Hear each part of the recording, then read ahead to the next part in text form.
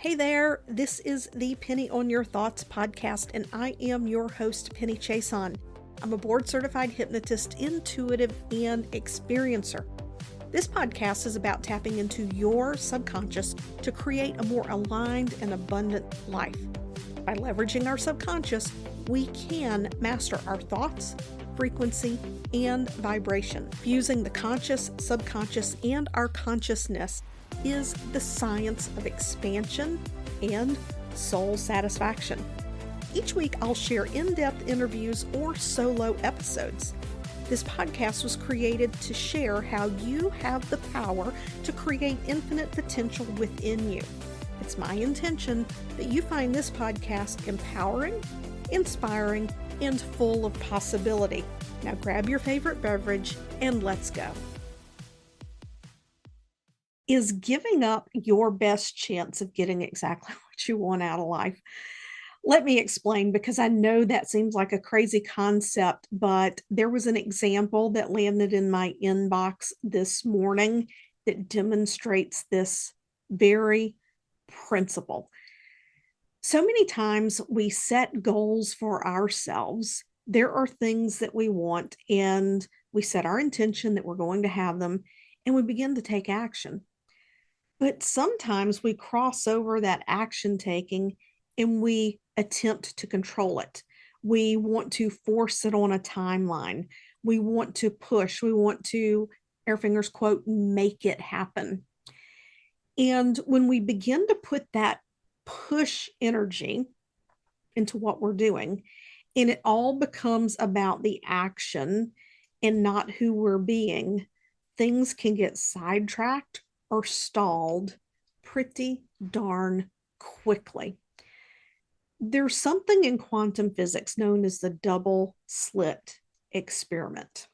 They were shooting photons out of a little machine through a slit, and they noticed how the photons lined up.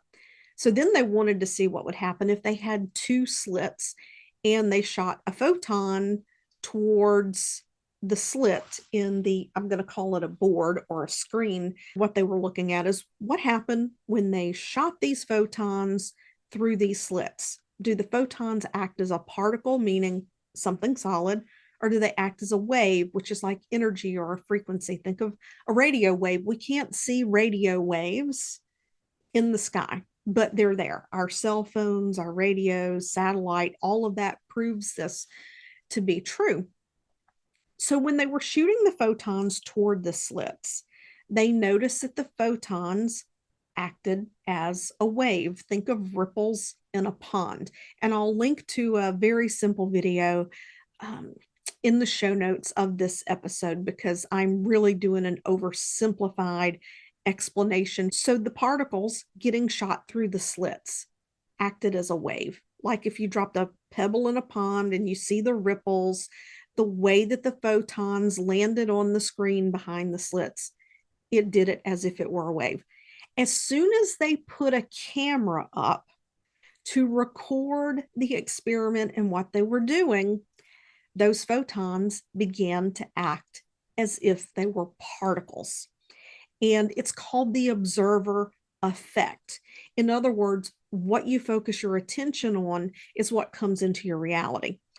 So when we're attempting to create something in our life, and I love manifestation, I love law of attraction, law of reception, law of cause and effect, all of these things. However, the moment we attempt to control what it is that we want, to make it happen, to force it happen, we are sending out the energy and the observation, if you will, that it has not happened yet. Now, there is a difference. There is a fine line between setting your intention and taking the actions required to allow something to happen. And not everything requires action. I'm going to come back to that message that landed in my inbox this morning as an example. Not everything requires action. And some people, it's very hard to wrap your mind around the idea that sometimes we simply don't have to do anything. If we are in the right frequency and vibration, the universe will bring us, God, creator, source will bring us the opportunity. It will literally land in our lap. But we have to be in that receptive vibration. If we are in a state of controlling something, if we are in a state of attempting to make it happen, to make it fit a timeline, it has to look a certain way. The money has to come a certain way. The car has to come a certain way. The man or the woman has to come a certain way. When we get into that energy, we may be repelling the best life that we could ever have. So the concept I really want to express here is not giving up. Even though I started that episode, said is giving up the fastest way to get what you want. If we have set things in motion to allow something to happen, and then we get into all this heavy push energy, sometimes giving up is the right thing to do. And it's not that we're giving up, it's surrendering. It's surrendering and just saying, you know what? It is what it is. Clearly, me forcing and pushing is not creating this in my reality. So I surrender. Whatever happens, happens. And then things begin to show up. And it's easy for us, especially if you are a high achiever or you're a business owner, it's easy for us to get into this mode where we very easily cross the line from being someone who's simply a joyful action taker and get caught up in the doing instead of who we are being. So I received a message this morning from someone. They had been communicating with me, and they were talking about some things happening in their business. And for them, entrepreneurship feels like a chore. It feels like something that has to be done. And even though there's this pull and this desire to help others, even though there's this joy that comes out of them every time they help someone achieve a good outcome, when it comes to even the simplest of actions in marketing and in messaging, it's an energetic drain on them. And everyone is different. And it's interesting because I had received a message and it was like, I can't do this. I'm not cut out for this. I give up. Those were the words, I give up. And that was the inspiration for this episode. I was going to talk about this anyway. This came to me last week. I knew this was the topic, but it was the inspiration for how to get this party started today. Because since that person sent me that message and said, I give up, multiple people have reached out to them spontaneously. It's like, hey, I have no idea how I came across your stuff, but this is what I'm dealing with. I want to work with you. So sometimes we simply need to let it go. We need to know that if we're in the energy of love and joy, if we're in the energy of service, if we're in this place of trusting that it's coming, and we can let go of this 3D fear-based need to control it or understand exactly how it's going to happen, doors open for us. Miracles are created. At that point, we are in the energy of the law of reception. We are in the energy of allowing ourselves to receive what is coming to us. Now, this is where subconscious work comes into play, because we can tune into the energy of receiving. We can tune into the energy of, yes, everything I desire is flowing to me. I'm tuned in to this vibration of freedom. I'm tuned into this vibration of abundance. And we can go about our life doing the things that we do.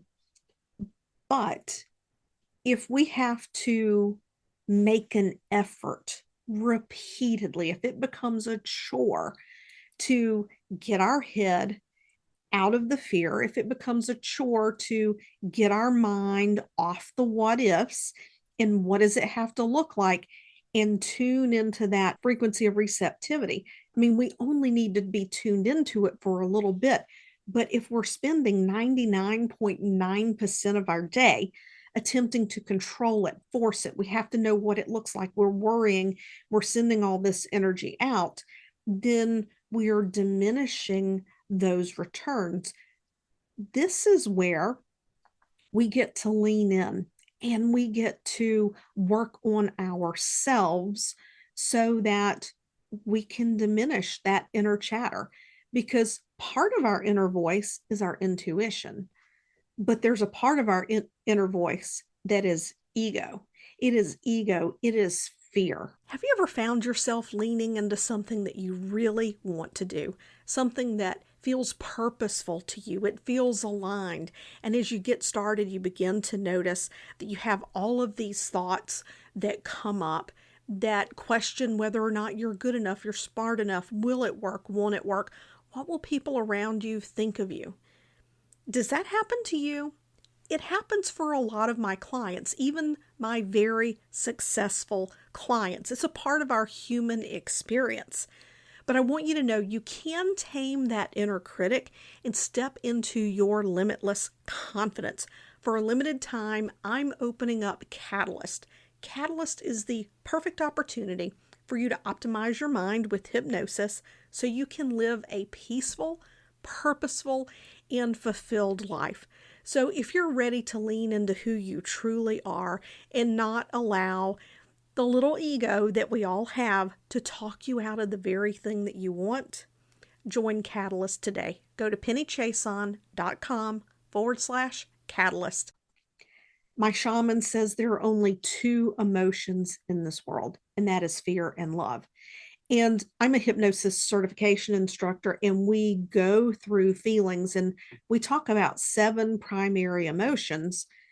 But when you look at those 7 primary emotions, 6 of them are a result of fear.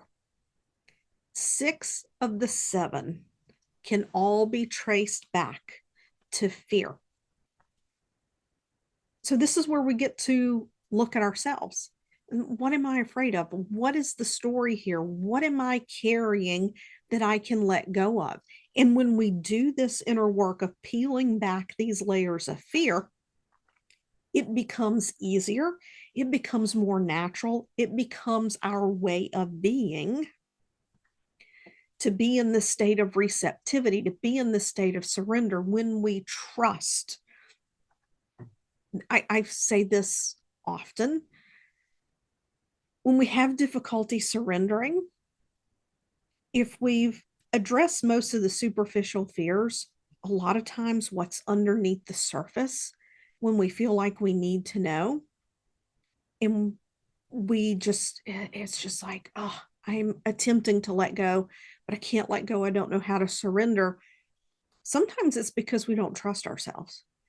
We don't trust ourselves to be able to adapt to whatever may happen.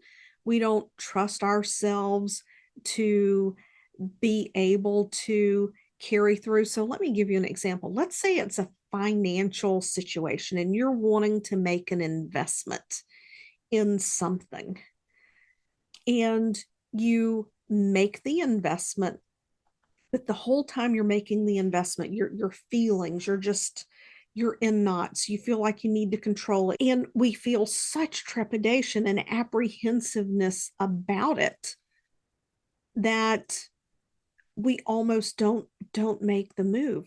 Sometimes this comes back to lack of trust. Are we trusting ourselves to make the right decision? Well, we can't always know 100% certain if something is the right decision, but where I challenge you to go look deeper into that is if you made the wrong decision, or if there needs to be an adjustment, a pivot. Do you trust yourself to see that? Do you trust yourself to make that change in a timely way? Another area, if you want to develop absolute trust, If you want to develop absolute self-trust, that comes from loving yourself unconditionally. So that means self-acceptance. And that also means accepting that you don't know everything, but do you trust yourself to find the answers? Do you trust yourself to reach out to someone who may have the answers when you don't? Can you allow yourself to do that? Because when you have that self-trust, it's much easier to surrender. It doesn't mean the ego doesn't ever come back into play. It doesn't mean it won't pop up, because our ego does what it does, right? Our ego lives in this state of, oh my God, I have to survive. It's our Tanal. And that's what it's here for. It's here to make sure our body survives so that our soul and spirit has a vehicle to do the things that we want to do. And all our soul wants is to thrive. Our soul wants to be in joy. Our soul wants to send that love and joy out into the world. And the ego is like, wait, hold up a minute. I'm not sure about this. And all of that comes from everything that we've picked up throughout our entire life. Just to wrap this up, if you find that what you're wanting, what you desire, what you're attempting to co-create, it's not coming, and you feel like you've put in all this work and all this effort, the answer is to surrender. And surrender means to give up in one aspect, but it doesn't mean give up as in go in your room, get under the covers, pull them over your head, and never come out again. Give up doesn't mean give up your business. It doesn't mean give up your goals. It means to give up attempting to make it happen. There's a whole little energy shift there that will make all the difference in the world for you. All right. I'll catch you next week. Bye. I hope you can feel my appreciation and gratitude for you, my listener. I would love to connect with you outside of the podcast platform.